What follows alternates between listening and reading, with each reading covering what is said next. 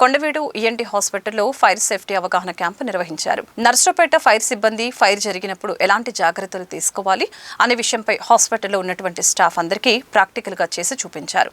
అదేవిధంగా మనల్ని మనం కాపాడుకుంటూ పేషెంట్స్ ని ఎలా కాపాడాలో నేర్పించారు. మరి ముఖ్యంగా హాస్పిటల్స్ లో ఉన్నటువంటి ఫైర్ కి సంబంధించి అనేకమైనటువంటి ఎక్విప్మెంట్ ద్వారా ప్రాక్టికల్ గా అవి ఎలా వాడాలో అందరికీ ఫైర్ సిబ్బంది ప్రాక్టికల్ గా చేసి చూపించారు. ఈ క్యాంపు యొక్క ముఖ్య ఉద్దేశం వరుసగా జరుగుతున్నటువంటి ఫైర్ యాక్సిడెంట్లను మనకి మనం ఫైర్ సిబ్బంది వచ్చేలోపు ఎలా అరికట్టాలో అనే విషయంపై హాస్పిటల్లో ఉన్నటువంటి సిబ్బంది మొత్తానికి తెలియచేయాలనే అంశంపై ఫైర్ సిబ్బంది ద్వారా ఈ యొక్క ట్రైనింగ్ ప్రోగ్రాం నిర్వహించారు. అతనికి ఆ లెగ్ ఇంజూరీ అయిందంటే ఆ లెగ్ ఇంజూరీ అయినప్పుడు ఏమవుతుంది, ఈ కాలు కింద పెట్టాడు అతని కాలు కింద పెట్టాడు కాబట్టి అతని కాలుని మన కాలు సపోర్ట్ చేసుకుంటాం. ఇంకా అతను ఫేస్ చేయాల్సిన అవసరం ఉంటుంది. అతను చేస్తే మన కాలు మీద కాలు పెట్టేస్తాడు, అతను మనకు సపోర్ట్ ఉంటుంది. ఈ కాలు మీద ప్లేస్ అయితే చాలు తీసుకొని వెళ్ళిపోవచ్చు. అన్ని ఫైర్ చేయించాము, అన్ని జాగ్రత్తగా చేయించాము. ఇప్పుడే 4 సార్లు మనం ట్రైల్ వేసాము, దాన్ని చూపించారు.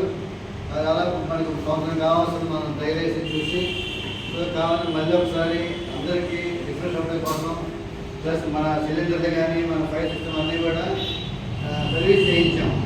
చిన్న రిపేర్లు ఉంటాయి. సో ఒకసారి అందరూ తెలుసుకోవాలి. ఏదైనా అగ్ని ప్రమాదం జరిగినప్పుడు అక్కడ ఎవరైనా ఉంటుంది, నేను ఉండొచ్చు, లేకపోతే బిజినెస్ స్టాఫ్ ఉండొచ్చు, లేకపోతే ఆయం ఉండొచ్చు, లేకపోతే లేకపోతే వాళ్ళు ఉండొచ్చు, ఆదాయ వాళ్ళు ఉండొచ్చు. ఎవరున్నా కూడా వాళ్ళకి తెలియాలి ఏం చేయాలి అనేది. ఫస్ట్ ఏంటంటే హాస్పిటల్లో అగ్ని ప్రమాదం జరిగితే మనం ఏం చేయాలి, మనందరికీ అగ్ని ప్రమాదం ఎలా జరుగుతుందనేది తెలుసుకోవాలి. ఫస్ట్ అగ్ని ప్రమాదం జరగాలంటే ఖచ్చితంగా మనకు కావాల్సింది ఏంటంటే ఒక వేడి పదార్థం కావాలి, ఏదైనా మనడానికి కావాల్సిన ఏదైనా ఒక వస్తువు అది కావాలి, అలాగే హీట్ కావాలి, అలాగే ఆక్సిజన్ కావాలి. ఈ 3 ఉన్నప్పుడు మాత్రమే ఫైర్ జరుగుతుందండి.